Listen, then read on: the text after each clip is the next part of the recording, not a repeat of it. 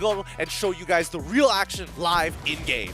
All right, let's start. Okay, very interesting already here. And the beautiful thing about the new emblem and talent system is the flexibility of how these things are going to go. Face value here, we already see that Subway on the Roger actually opt for the Assassin emblem.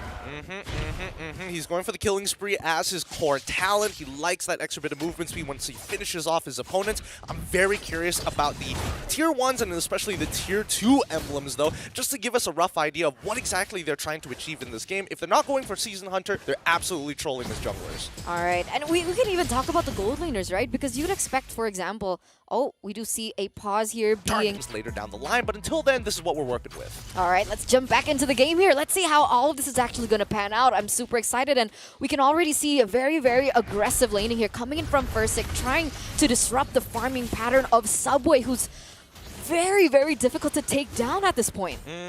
It's gonna be a bit of a struggle, let's just say that, right? Because now technically they're both playing, I mean, it's a hybrid assassin marksman in this case when you're playing the Roger.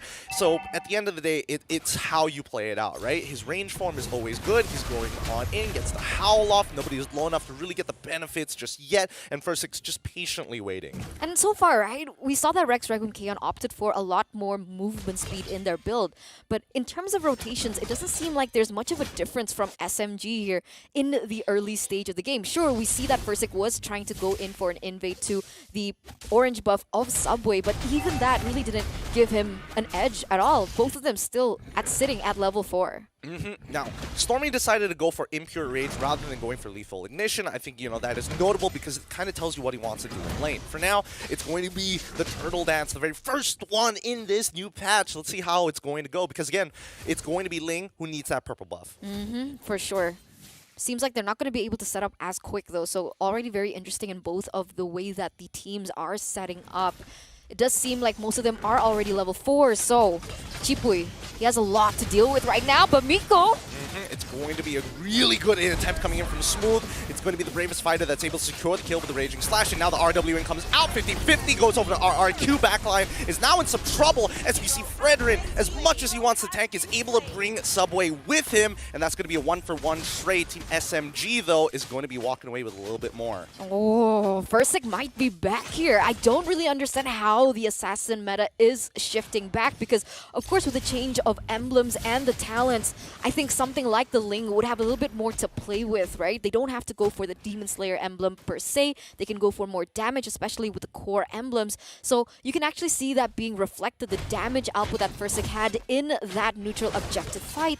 You can see him actually getting a little bit more advantage in comparison to Subway there. And that's what you want to see from your assassins, right? You want to win those 50-50s, get ahead, and then continue the oppression. Miko, good kick onto Sipui, making sure that Stormy is still available and alive as they rotate down to the bottom side of the map. RRQ just quickly mirroring them, making sure that no plays are going to be made. Subway's got to be careful and no Divine Judgment just yet.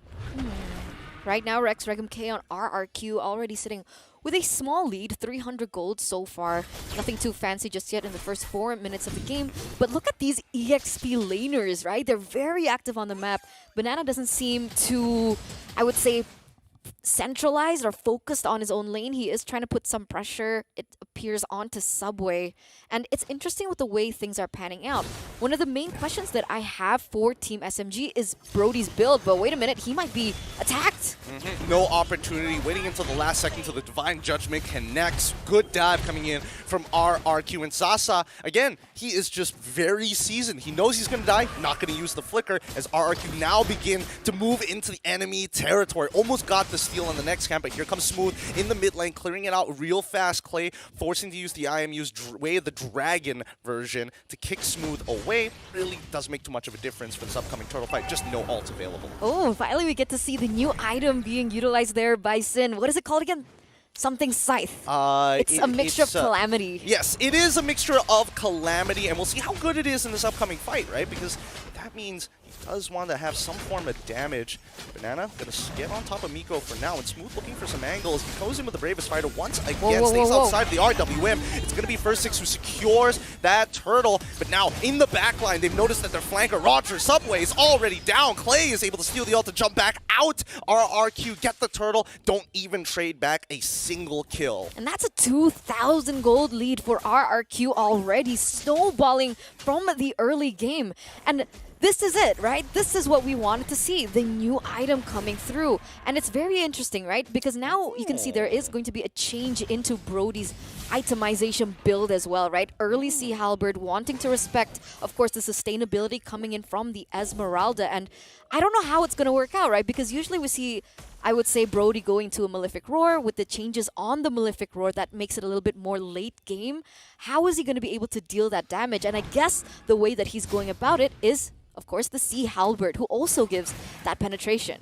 More importantly, it gives the HP reduction, and I think that's a really important point. But here comes the play. First Six trying to bait things out. Is Sepoy looking for any angle? Tempest Blade, this looks great, but the RWN slows down Red's team as Smooth gets pulled on backwards. Clay has secured this fight. 2 already down, and Miko, the last to stand. Smooth tries his best with the Raging Slash, but against 3 people, he's kind of outmatched in coming in. Falling Star Moon might find 2, finds 1. Looking for a second as he chases Smooth down. This should be a kill, no problem. A double for Sin, a level up, more gold. Sasa comes to try and look for some kind of retribution with Clay, making sure that that is impossible. Even with the torn apart memories, Banana hardly feels it. That was essentially a wiped out, right? Because of the timers, it didn't appear so, but that was 5 members taken down just like that. Zin is going to be the brunt of all that damage coming in from Subway and Stormy, but he still comes out alive. So now, RRQ, they are sitting at a 5,000 gold lead. What we thought was a bad lane for Esmeralda against that Brody,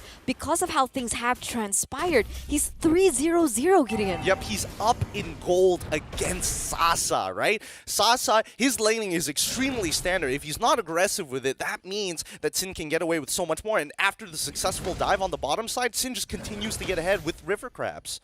0-0. 0-0 compared to 3-0-0. He's not having a good lane there. You can see that Team SMG, they don't want to commit onto the neutral objective. Instead, they want to go for a fight in the bottom lane. Yep, and they commit absolutely everything just to shut down Sin. Big shutdown going over to Stormy's side. That should be a tier 1 bottom as they trade Turtle on the top side of the map. Unfortunately, it wasn't for Sasa, right? Because I think Sasa is the one who dearly needs that gold, seeing as that he is actually quite a few levels behind. I'm assuming as well into gold. He needs those items as soon as possible, seeing he is on the Brody. Still a 4,000 gold lead. RRQ really pushing up the pace in terms of these objectives as well. You can see Fursek being an absolute madman, and it's giving me reminiscent to his glory days, honestly. And glory days, I mean, I feel like his career is just starting once again. New team, new place, and let's see how many retributions he's going to be secure over his lifetime in RRQ. Miko holding on, waiting for an opportunity, making sure that the jungle doesn't get invaded as hard as it did in the earlier stages. But this could be the setup, right? RRQ, they're aware that they're on the top side of the map. First Six, he's able to get his Wind Talker, but nothing much is coming out of this. RWM to try and respond to Stormy's side. Good initial hit from Sepoy, as now we see the backline getting attacked by First Six. He does a great job timing his Bladed Tempest to secure 2 for nothing.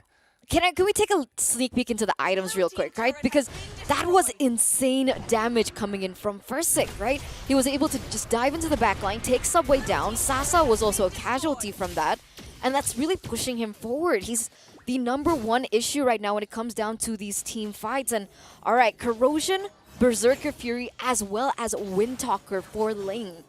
Very interesting. It is. Again, it's all about auto-attacking people to slow them down and then punishing their opponent. This is a build you would expect when you are ahead, and he is 3,000 breaking into the 4,000 mark against Subway specifically. So it's an uphill battle for someone like Roger. Being behind does not feel good. I also really have a question. Whoa, what's going on in the bottom lane? I mean, they're trying to find that kill, but Smooth says no. Flickers forward on towards First Six's side. He's able to get out of there, and he's looking for the re-engage, but it's just not worth it. Not just yet. Banana isn't able to get much. Zing gets a little bit more aggressive with the Starlium Scythe. He's dealing a good amount of damage as the RWM comes out too. Finally, the suppression on towards Smooth with the Divine Judgment. That's going to be a 1-0 in favor of RRQ. Very aggressive by RRQ, and they're playing with everything they have in their arsenal, right? Falling Star Moon to be able to do that sandwich play. It does seem like it's catching Team SMG off guard, and with the way that Zin has been able to snowball, right? You could say that he snowballed 3-1-1 already. He already even has the Holy Crystal, so more magic power in his kit. And the fact that he basically counters almost everyone from the side of Team SMG, right? If Stormy opens up the real world manipulation, it's a little bit GG. It helps the sustainability coming in from the Esmeralda to be able to set up for these team fights a lot better. And there you go. It's going to be a Lord uncontested, easy, free for RRQ here in the 10th minute of the game. I feel like it's already GG at this point, right? Unless, I mean, Team SMG, they're known to play for the later stages of the game, and that's when you can start seeing that high ground defense. But that was when they were fielding an IGL like Valence, who kind of keeps everybody in check. RRQ, they're walking around uncontested. They haven't lost a team fight since the 3rd minute of the game. They've only lost 3 people in the span of, what, 10, 11 minutes. And those 3 people are Zin, Chipu, which is like whatever, right? And Banana once. Hey, don't degrade roamers' lives, okay? Roamer lives matter. Roamer lives matter. But honestly, the way that Renbo died, okay, Chipu died in the way that he did was kind of just a premature setup, right, from him. Like, he kind of went a little bit too greedy in the front line, and then he got taken down. He got real committed, but that actually elevated Rex Regum Kaon because of the resources that were already spent onto Chipui. And now, with the Lord already marching down the top side, Miko! Yep, he tries to make the play, gets a really good kick, but First Six is able to get out of it just in time, but Sasa says no running away, as Smooth is able to hold out 4 people. They lose the inhibitor, but he flickers away just in time to not give back the kill. The defense is looking semi-decent, but they've set it up perfectly for the side of RRQ. They know bottom side is where the next Lord will spawn, so they get a free long pushing lane. I honestly say that was worth it for Team SMG, right? They did good with what they could have gotten, right? Because earlier on, RQ was sitting at a 10,000 gold lead. It shrunk to 7,000, nearly 8,000. They take first sick down. That's good as shutdown. Plus, okay, they lost an inhibitor turret. It could have been worse. It could have been worse. I think micro-wise, definitely could have been worse for RRQ, but still, if I'm in RRQ's position, this feels really good right now. The next fight is going to occur. We see that Zin is in the middle of 3 so far as the backline gets attacked. He secures the kill on towards Sasa, which is more than you can ask for as Banana's following up. In the meantime, Miko ends up dying in the back, and now the rest of RRQ are looking to collapse. First Sick first, he wants that kill. Blade Tempest to secure his subway, gets right on top of the next target, Stormy. Lands a little bit low. Looks like they should be able to secure the kill on towards Smooth side. And now, with the top side open, that's going to be GG. Well played with a full wipeout coming in from RRQ. What was that? A clean game. Oh my god. I don't think anyone expected a performance like that by RRQ. So many hate on this new roster. So